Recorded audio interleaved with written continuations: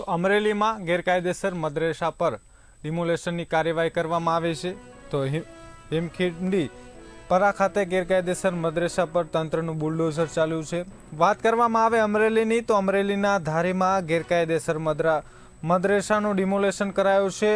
હિમખીંડી પરા ખાતે ગેરકાયદેસર મદરેસા પર તંત્રનું બુલડોઝર ફર્યું છે। હેતુફેર થયેલ જમીન પર ગેરકાયદેસર મદરેસા ઊભો થતા કાર્યવાહી કરવામાં આવી છે। પ્રાંત કલેક્ટર ડીવાયએસપી એલસીબી પોલીસનો બંદોબસ્ત ગોઠવાયો છે। હિમખીંડી પરા ખાતે ગેરકાયદેસર મદરેસા પર બુલડોઝર ફર્યું। સવારથી જ તંત્ર દ્વારા આ કાર્યવાહી શરૂ કરાઈ છે।